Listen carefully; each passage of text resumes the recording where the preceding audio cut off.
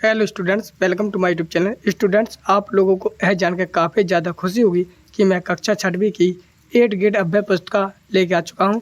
वो भी अध्याय 8, जिसका नाम है गांव, शहर और व्यापार। ठीक है, तो जो आपको स्कूल द्वारा जो अभ्यास पुस्तिका मिली है 8 ग्रेड अभ्यास पुस्तिका, जो नई वाली 2024-25 की, ठीक है, तो उसका मैं आपके सामने अध्याय 8 का सोल्यूशन कराने जा रहा हूँ। अगर आप लोगों ने 6 से 7 तक के पार्ट 6 से 7 तक का वीडियो नहीं देखा है तो हमारे चैनल पर जाकर देख भी सकते हो, तो उसका संपूर्ण सोल्यूशन डल चुका है। ठीक है, तो चलिए शुरू करते हैं। तो आप लोग देख सकते हो यहाँ पर लिखा अध्याय 8 और ये आपका गांव, शहर और व्यापार। ठीक है, तो इससे संबंधित हम लोग क्वेश्चन आंसर करेंगे। जैसा कि सब प्रथम रहेंगे आप लोग सामने यहाँ पर सही विकल्प। तो पहला विकल्प लिखा है दक्षिणा पथ के स्वामी कहे जाते हैं। तो दक्षिणा पथ के स्वामी थे तो उन्हें किन्हें कहा जाता है? मौर्य को, या चोल को, या सातवाहन को, या कुषाण को? तो इसका सही आंसर बी हो जाता है, सातवाहन। इस पर आपको टिक करके और यहाँ पर जो उत्तर लिखाना है यहाँ पर लिख देना। ठीक है, चलिए अगला क्वेश्चन आप लोग सामने यहाँ पर दूसरे में लिखा है बोरी गाजा, जो भरूच या यूनानी नाम है, वर्तमान में किस प्रदेश में स्थित है? तो ये आपका गुजरात में स्थित है, यानी कि आपका सी ऑप्शन सही हो जाता है, गुजरात। ठीक है, तो यहाँ पर गुजरात हो जाएगा। चलिए बढ़ते नेक्स्ट आप लोग सामने तीसरा, जिसमें लिखा है संगम साहित्य में संगम शब्द का क्या अर्थ है? तो संगम का अर्थ होता है कवियों का सम्मेलन। ठीक है, तो इस प्रकार से आप लोग लिख लोगे, पूरे सही हो जाता है। अगला क्वेश्चन होगा क्वेश्चन नंबर 4, जिसमें लिखा है मथुरा के अभिलेखों निम्न में से कौन सा उल्लेख नहीं मिलता है? तो यहाँ पर नहीं पूछा है, तो आपका हो जाएगा इसमें बैंकों का धन और निवेश का। डी ऑप्शन आपका सही हो जाता है। अगला क्वेश्चन नंबर 5, जिसमें लिखा है कृषि के विकास में सिंचाई के लिए साधन थे। जो कृषि है उसको हम सिंचाई करते हैं, पानी डालते हैं, तो उसके लिए कौन से साधन है? तो उसके लिए हो जाएगा आपका ए और बी, क्योंकि ए में लिखा आपका नहरें व कुआं, बी में लिखा तालाब तथा कृत्रिम जलाशय। तो मतलब आपका ए और बी दोनों सही हो जाते हैं, डी ऑप्शन आपका सही हो जाता है, जो कि आप लोग यहाँ पर लिख लेंगे। तो इसलिए इस प्रकार से आप लोग सामने यहाँ पे आपके सही विकल्प कंप्लीट होते हैं। चलिए हम बढ़ते हैं हम लोग रिक्त स्थानों की ओर। तो रिक्त स्थानों की पूर्ति करने से पहले मैं यहाँ पे खुशखबरी दे दूँ, कक्षा 6वीं वाले जितने भी स्टूडेंट हैं सभी लोग चैनल को सब्सक्राइब कर लेना। सब्सक्राइब करने से आपका जो नेक्स्ट पार्ट आएगा उसका भी संपूर्ण सोल्यूशन मिल जाएगा, और इसी प्रकार से आपको सभी बुकों का भी सोल्यूशन मिलता रहेगा, वो आपकी पूरी तैयारी कराई जाएगी। ठीक है, तो जैसे कि हम रिक्त स्थान रहते हैं, तो रिक्त स्थान में जैसे यहाँ पर लगा है तमिल की प्राचीनतम रचनाओं को साहित्य कहते हैं। तो क्या कहते हैं? संगम साहित्य कहते हैं। यहाँ पर संगम लिखना है। दूसरा लिखा है यहाँ पर ग्राम भोजकों के अलावा अन्य स्वतंत्र कृषक भी होते हैं, जिन्हें हम गृहपति कहते हैं। तो यहाँ पर हम भर देना। अगला दूसरा, जिसमें लगभग 2000 साल पहले मथुरा, यहाँ पर ना मथुरा भर देना, जो कुषाणों की राजधानी बनी थी। ठीक है, फिर अगला आता है क्वेश्चन नंबर डी, जिसमें लगा कपड़ों के उत्पादन में महत्वपूर्ण केंद्र उत्तर है। जैसे कि उत्तर में कौन है? कानपुर, और दक्षिण में हो जाएगा आपका मुंबई। तो यहाँ पर मुंबई भर देना है।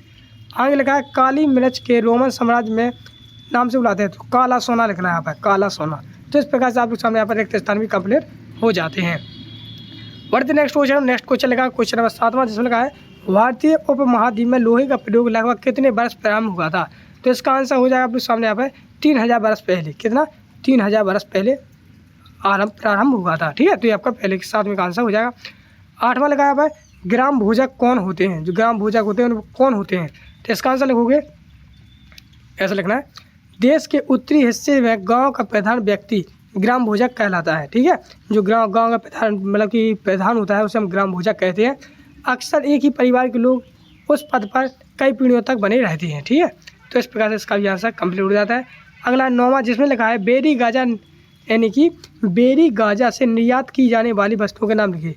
तो यहाँ बेरी गाजा से जो वस्तुएं मतलब कि निर्यात की जाती हैं तो वो कौन कौन थी?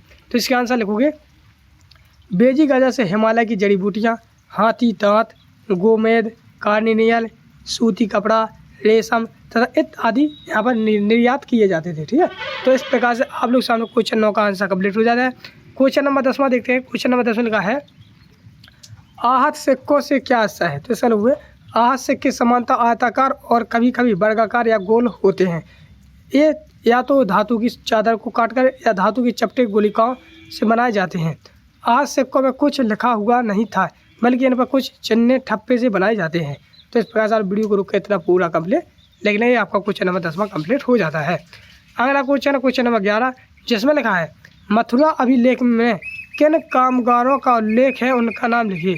जो मथुरा अभिलेख है उनमें किन कामगारों का उल्लेख किया गया था, उनके नाम लिखने हैं। तो मथुरा अभिलेख में देखो सुनार, लोहार, बुनकरों, टोकरी बुनने वालों, बनाने वाले, इन सभी कामगारों का उल्लेख मिलता है। जैसे सुनार हुआ, लोहार हुआ, बुनकर हुआ, इन सभी का क्या उल्लेख मिलता है। तो आप इसको वीडियो को रुक के इसको ही लिख लेंगे। क्वेश्चन नंबर 12, जिसमें लगा है उत्तरी काले चमके पात्रों का निर्माण किस तरह किया जाता है। चलिए इसका भी आंसर देख लेते हैं। तो इसका आंसर आप लोगों को यहाँ से लिखना है, यहाँ से उत्तरी काले चमके पात्र एक कठोर चाक निर्मित धातु की तरह दिखने वाली तथा चमकदार काली सतह वाले पात्र हैं।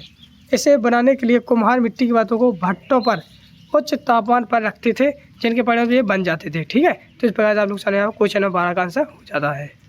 इसके आगे क्वेश्चन नंबर 13, जिसमें लिखा है अमीरा का मेरू पत्तन का वर्णन कीजिए। जो अमीरा का मेरू पत्तन है उसका वर्णन करना है। तो किस प्रकार से करना है, इस प्रकार से करना है, जिसमें आप लोग इस प्रकार से लिखेंगे। लगभग 2200 से 1900 साल पहले अरिका मेरू एक पतन था। ठीक है, यहाँ दूर दूर से आए जहाज़ों के सामान उतारे जाते थे। यहाँ ईंटों से बना एक ढांचा मिला है जो सामान्यतः गोदाम रहा है। यहाँ भ्रमत सागरीय क्षेत्र एम्फोरा जैसे पात्र मिले हैं। इनमें शराब या तेल जैसे तरल पदार्थ रखे जा सकते हैं। तो इस प्रकार से आप लोग सामने क्वेश्चन नंबर 13 का भी आंसर आपके सामने यहाँ पर कंप्लीट होता है। चलिए बढ़ते नेक्स्ट क्वेश्चन नंबर 14, जिसमें लिखा है समुद्री तटीय राज्यों की प्रमुख विशेषता लिखनी है। तो समुद्र तट के किनारे जो राज्य हैं तो उनकी प्रमुख विशेषता लिखनी है। किस प्रकार लेंगे, तो ऐसा लिखना है समुद्री तटीय राज्यों में बहुत से पहाड़, पठार और नदी के मैदान हैं।